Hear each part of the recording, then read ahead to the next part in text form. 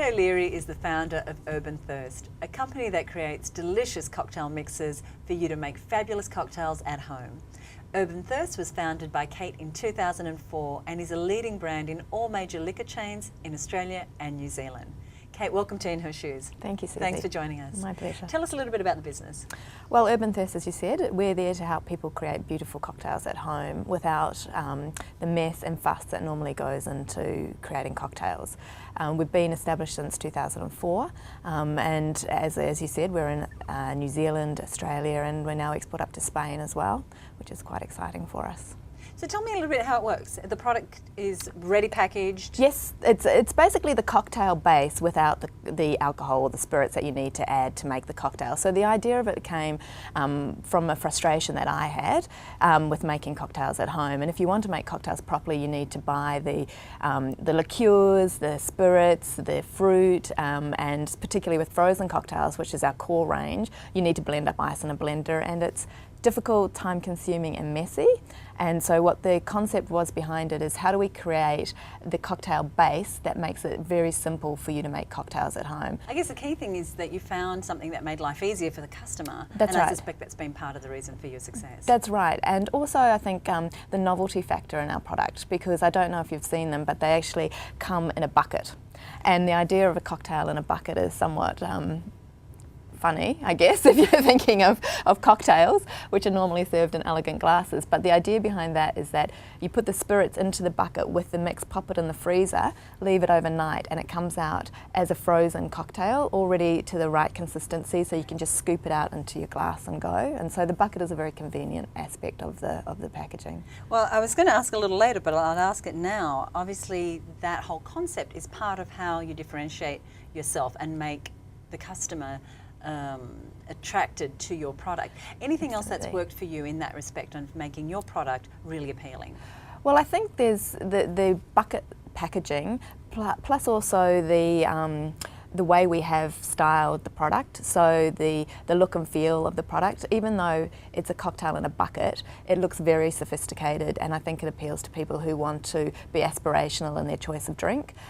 Also the flavours that we do, we have a range of flavours, and what we've done there is try to appeal to the people who like the more timeless cocktails like strawberry daiquiri and margarita, but then we also have a range of more contemporary cocktails like capriosca and mojito, and the latest one we've just released is limoncello. I guess what I'd like to do is, for those in the audience who perhaps their business isn't cocktails, yes, is what elements from a business owner, wearing your business owner hat, did you go after to differentiate that are separate to the product? Was it packaging? It was the packaging, but it also was the concept. When we started, cocktails weren't a category in the liquor stores at all. Right. So we launched, as I say, in 2004, and the only cocktail mix available was the Jose Cuervo Margarita mix, which comes in a bottle. So for me, wanting to achieve an end result of a convenience product that delivered on taste and quality, the packaging was a big part of it in differentiating, so that it added to the convenience factor. Your background is not in this area. Not at all. You come from corporate finance, law and management consulting. So what had you jump into food and beverage? Well, I guess if you think of lawyers and consultants, you'll know that they generally drink a lot.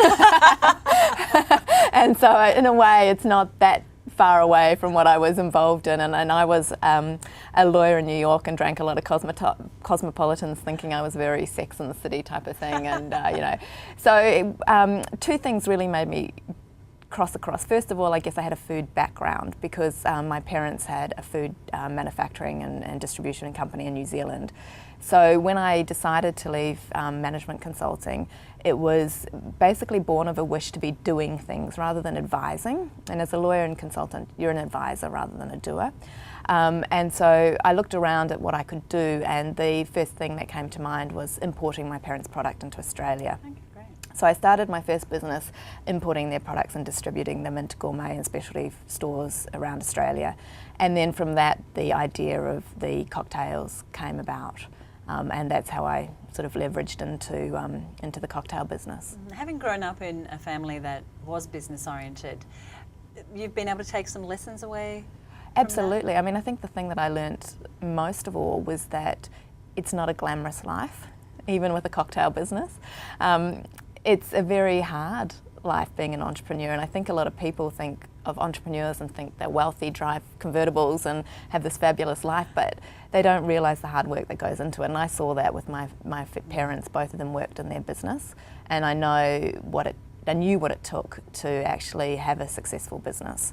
So I think I had a real dose of reality going into my business, which I think helped. So you didn't think, great, I'll get to do whatever I want, whenever I want? No, although that was a little bit of a motivating factor, because as a lawyer and consultant, I was answering to people, and in those professions there's a very high expectation about the amount of time and commitment you put into your career. And I was 30, and I looked around and sort of decided, is this the path I want to be taking, especially if I want to have a family and have a bit more of a flexible lifestyle? And I didn't see myself on that path because I didn't see it giving me the flexibility I wanted. And so I set up the business before I had children, before I was in a relationship.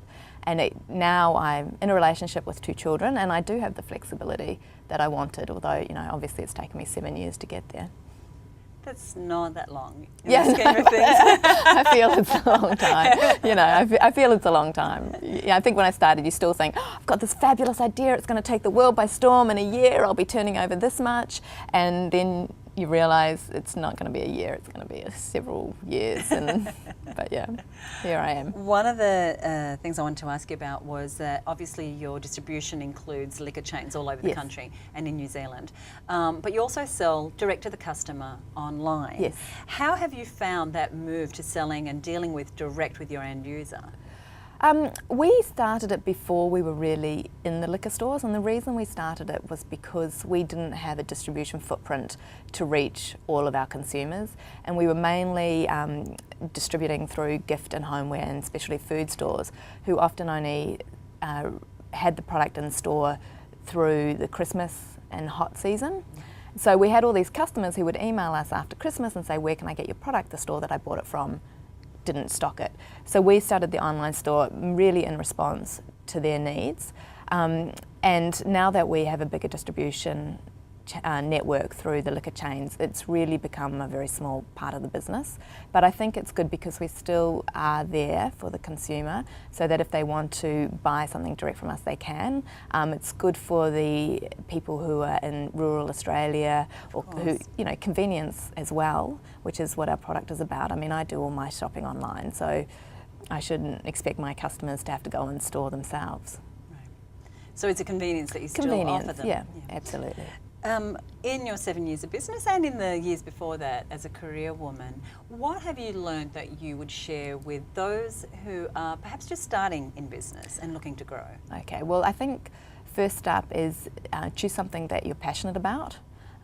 Don't obviously pursue a business that unless you're passionate about money, then don't pursue a business that you think is just going to give you money, because it's a hard thing to get up every morning and self-motivate. So make sure you're passionate about what you're doing. I think it's important to know your strengths. If you aren't good at something, then get somebody else in who's an expert, because you'll be wasting your time, and you've really got to look at what your time is best used for, and that is generally something that you're good at. And I think for me what's really helped is having a mentor.